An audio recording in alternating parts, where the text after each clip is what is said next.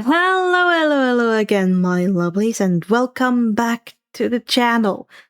I have been experimenting with my voice modification, and now should have streamlined the recording much further. With the heat wave going on, please don't forget to hydrate, you little dried raisins. And don't forget to get salty snacks to keep those electrolytes up. I will not make you wait any further as we head into the video. Locked in Digital.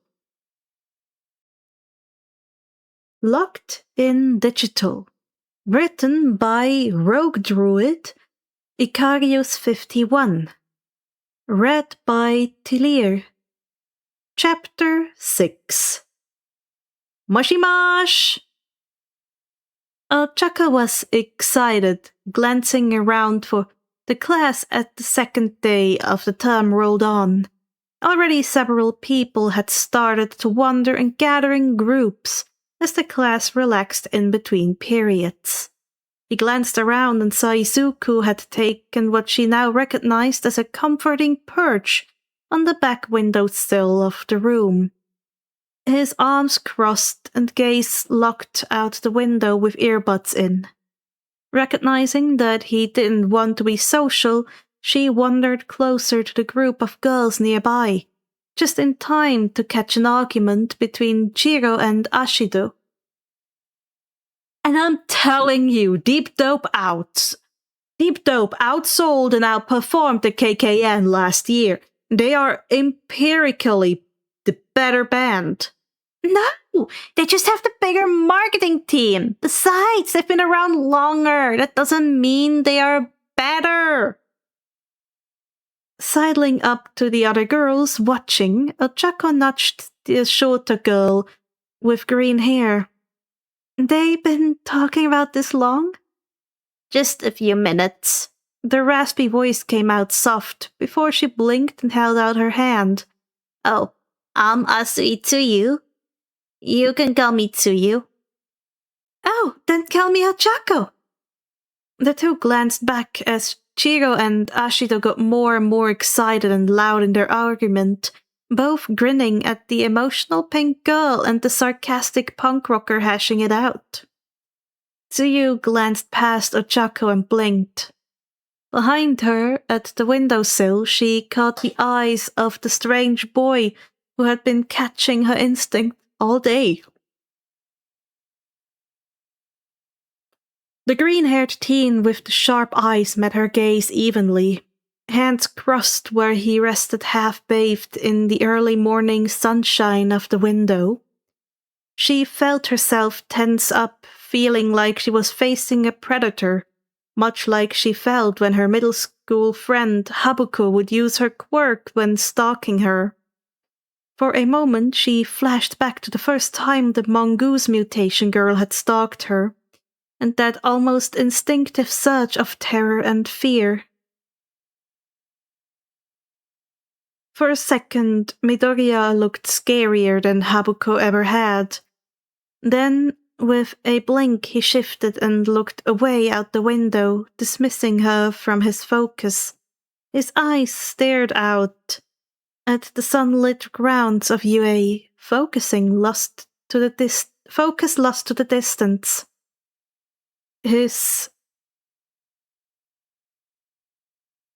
The shift was disconcerting, but she quickly realized that the mood of the teen had changed with his focus. Like this, looking at it from the side without the piercing gaze and lit by warm sunlight, he looked softer. The edge of intent she had felt against her skin was still there, but seemed sheathed like a blade at its side. Something wistful about his expression as he let the sun cast his features in contrast. She was broken from her quiet inspection as the door opened, bright blonde hair and leather outfit making its way through as President Mike came to start their English class. Inko sat in the office of the local police department, hands tensed in her sweater hem as she fought back the tears that kept leaking from her eyes. 10 days. The detective and the hero she didn't recognize. But the suit was accented with a somewhat digital design walked in.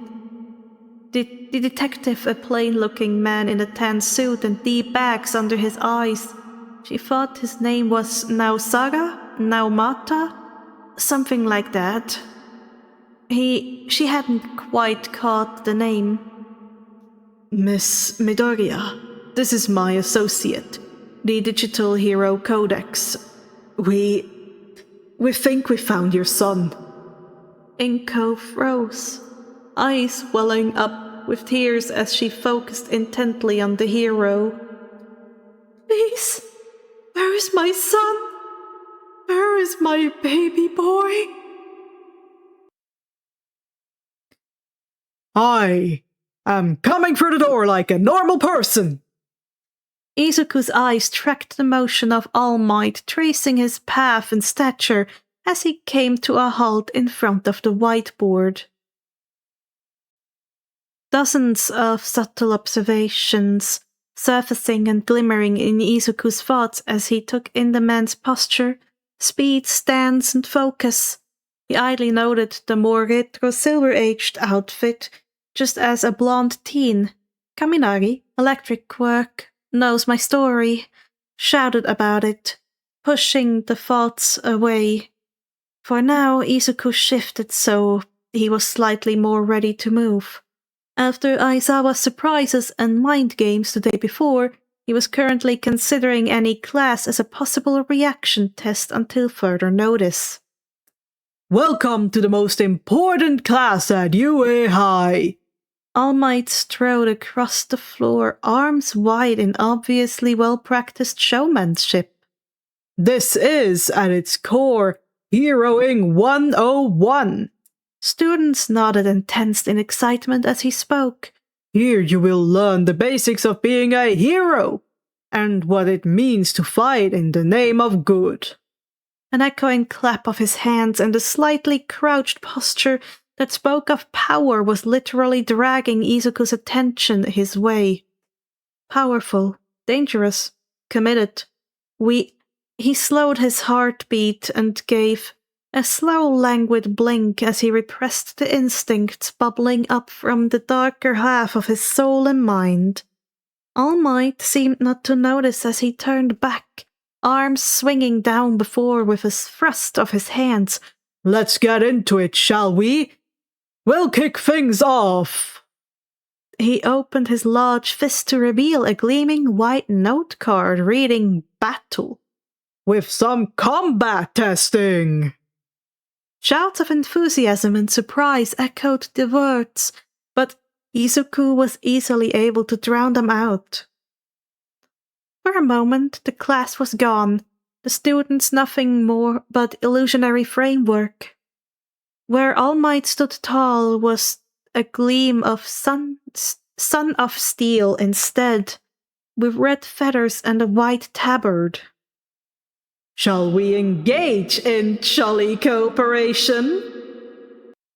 A blink and the world snapped into place, Izuku carefully not giving away that he had a hallucination so vivid for the moment, a memory that he could place in 12 times of his final trial. Instead, he listened as All Might continued. Keys of being a hero is... All Might pointed to the walls where the compartments Izuku saw earlier this morning flipped open, revealing suitcases with numbers according to the class seats. Looking good. The costume boxes slid out of the wall, tilting to provide easy access. These were designed for you based on your quirk registration forms and the requests you sent in before school started.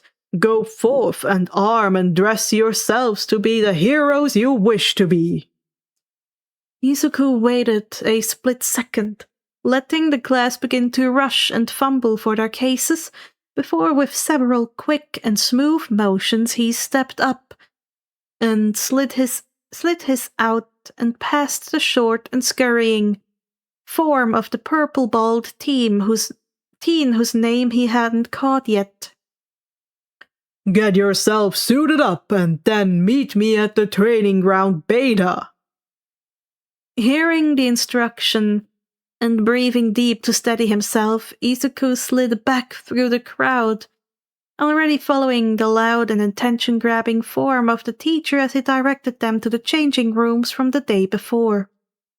Focusing to steady himself, to blink away the faint sight of bloodstains that lined the hall, which stood out against the plain white of UA, Izuku moved ahead of the pack.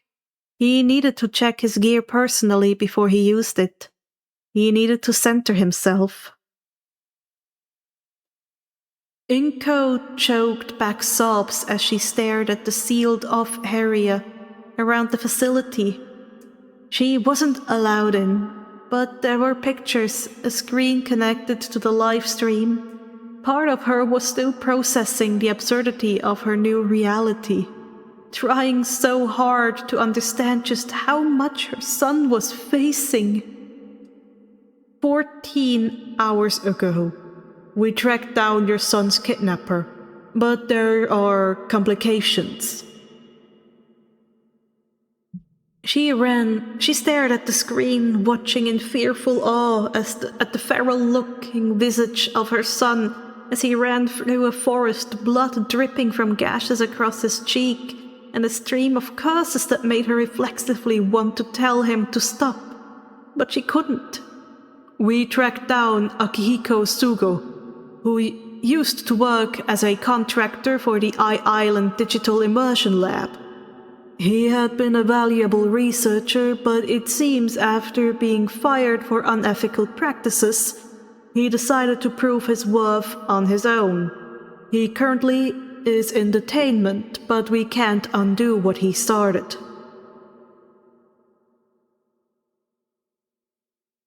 Her son was in a computer, trapped, and it was being live-streamed for the world.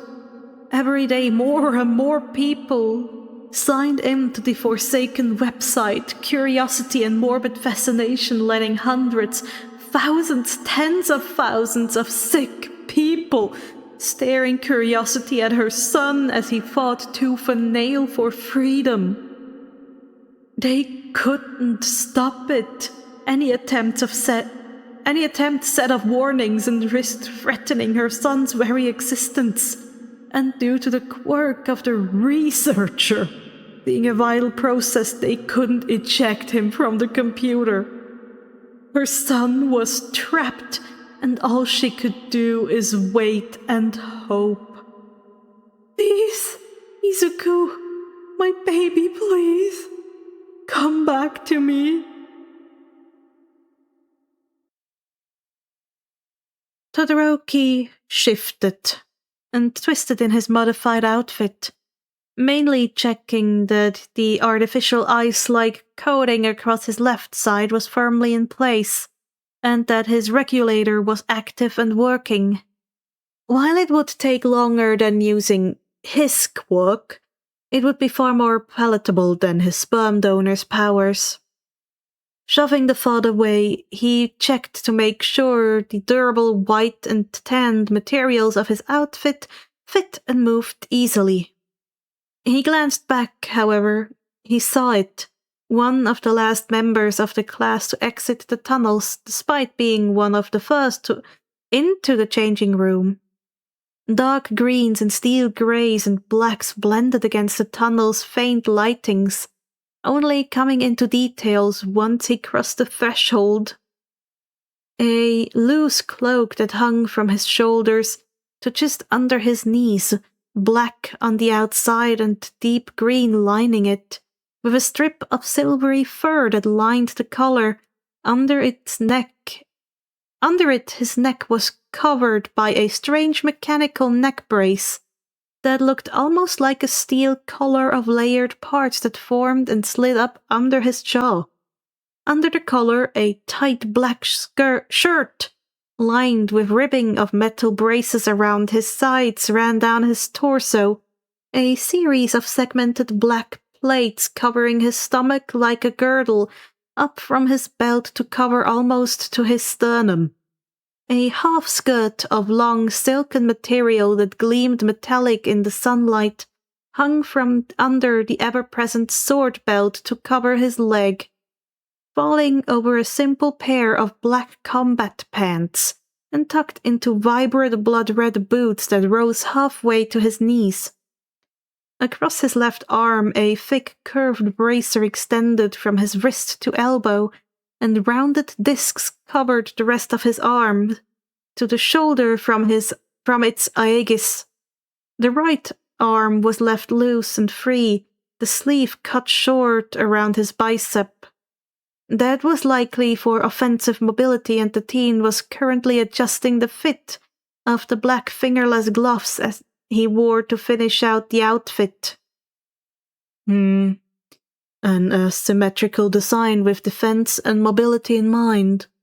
I bet if something hit him from his left, it would be easily deflected or caught with ease. Does he use a defense posture with his weapon arm behind him? Todoroki took a second to clock the sword hilt barely visible under the left arm's shadow, then blinked at the side of a gunstock for some sort of rifle over his back. The rest of the weapon hidden under the loose collar of his cloak as it hung behind him. Quirk improves efficiency of weapons, perhaps. Reflex and coordination, maybe. Todoroki glanced away as the teen strode into the crowd. You remind me of someone. But why? Inko sat across from Mitsuki, her friend's comments in the distance sounding like so much noise as she sat and stared at the lukewarm coffee in her hands. The third day since she had found her son's fate. Her phone ringed. Mitsuki, blinking, she swallowed her dry throat and dragged her phone up from the table, Mitsuki cutting herself off in a mid-story rant even as Inko answered. Hello? Miss Midoriya, we have a new development. Izuku cleared the first game. Inko froze, and her phone slipped as a convoluted rush of emotion tore through her. Her son did it. He's advancing, fighting. He was coming home as fast as he could. And she felt a rush of shame. Of fury and self-centered anger and focus. Her son, her precious, hero-focused son, was crawling his way out of hell for her. And here she was. She had frozen, panicked, lost herself in nightmares and worry. And her son was coming. Her son was fighting monsters like that slender beast. She had watched, seen the injuries that had barely slowed her son's motions, that had sent him cursing and pushing ever harder. Shame gave way to a steely determination. Like rusty steel rising from the water, bracing against flooding emotions. Blinking, she picked her phone up. Tell me everything. Kodakoshi was a nervous young man. Conflict was not his goal. Rescue and support of the people was. He had limited fighting experience despite his stature and secondary mutations increasing his strength and hardening his skin to a thick, leather-like appearance. His quirk was far more suited to recon and rescue operations. Heck, his entrance to the school was only possible because of his nature that led him to help, assist, and distract robots for other students in the vague hope it would count somehow. The only robots he personally destroyed were all rogue one-pointers who had already been injured in previous clashes. Now he was going into a far more direct and brutal fight. He shook with fear as he watched the ball with his name roll out of the spinner, and then the name Izuku Midoriya came soon after. He was terrified. Every animal he had spoken to about the teen described the strange fact that he seemed to flicker and vanish from their senses with astounding ease. Something about him seemed to naturally refute the observations of animals. Some innate sense or instinct triggered by them had sent several birds flying the moment he turned his gaze on them. And yet, as the two of them were naturally shuffled side by side, Koda felt less intimidated. "Hello. Seems we are teammates." "I guess." A moment of silence, an assessing gaze, and a nervous shuffle before the other teen's hands came up and slowly and carefully signed. The motions were hesitant, but very clearly defined and signed.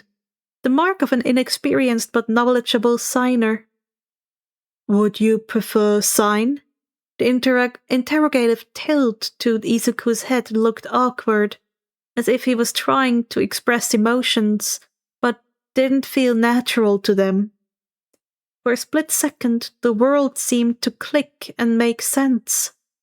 "We can only emote. He can't emote easily."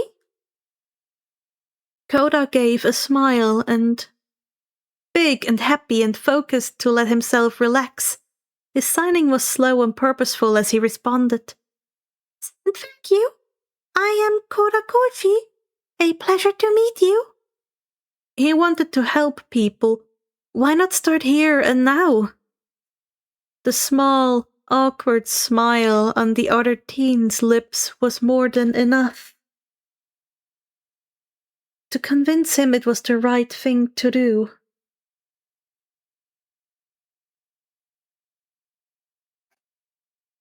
Simulation, day 12, hour 17, minute 4, seconds 20, death count 59. Izuku pushed himself out of the shower, shaking off heat and moisture as he strode out and grabbed the new clothes he had set on the disheveled bed in his room. The feeling of water and heat had been one of the best ways he had found to cope with the aches of missing wounds.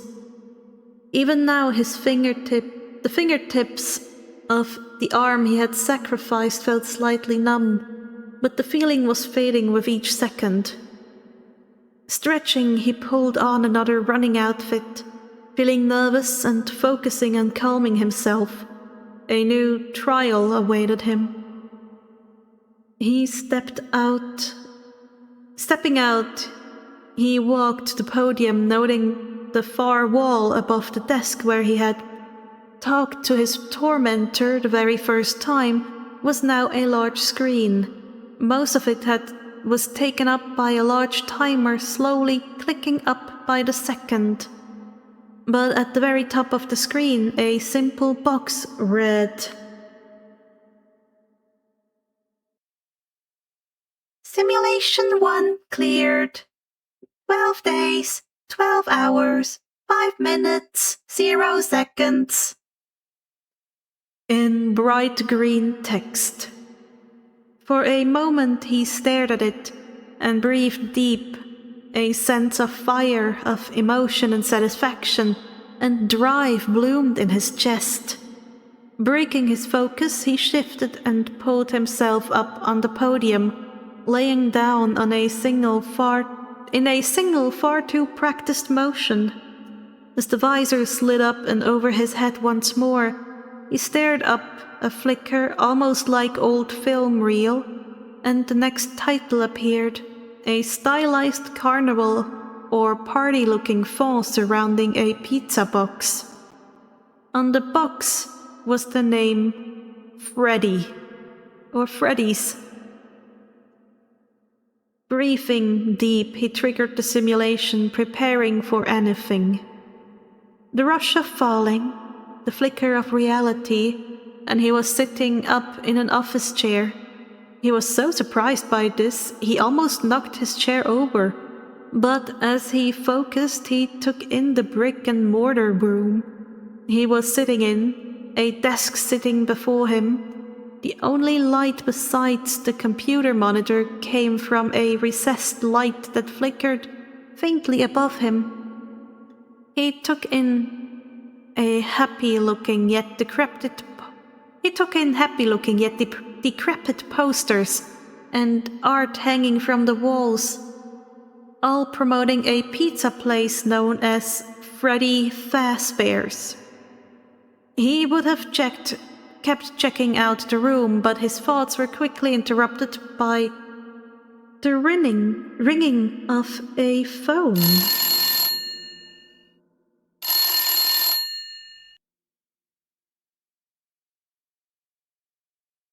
Glancing around the desk, he was confused at the lack of a phone before turning to see one hanging on the wall, facing away from the security desk. A blinking red light flashed as it rung again, and slowly Izuku stood and stepped towards it. Izuku breathed deep and focused. It rang a third time, and breathing deeply, Izuku lifted the receiver up and set it aside, tapping the speaker button and turning back to start checking over the desk and room, eyeing the two dark hallways to either side with trepidation and concern, before sorting through the desk. A voice rang out across the room from the phone, calm and somewhat reedy. Hello? Hello? I wanted to record a message for you to help you get settled in on your first night. Izuku glanced up, eyes locked on the monitor as cameras and a simple map of the building came up. I actually kind of worked in that office before you. I'm finishing up my last week now, as a matter of fact, so I know it can be a bit overwhelming. But I'm here to tell you there's nothing to worry about. So, you'll do fine. Let's just focus on getting through your first week. Izuku glanced back at the phone, blinking. Well, that's not fucking ominous.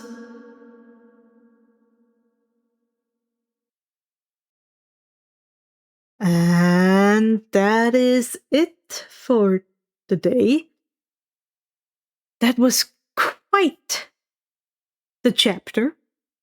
We saw some things from what the school's doing. We saw a potential friendship with Koshi of all people. And also the new trial he has to go through. Oh, poor Izuku. Oh, the poor soul. Anyways, with the heat wave going on, why don't you grab yourself another drink? Make sure it has electrolytes, or if it doesn't, get yourself a salty snack. And get some rest. If you can, get in some water, cool off as much as you can, and enjoy this record heat summer. I'll see you around, sweethearts. Bye-bye.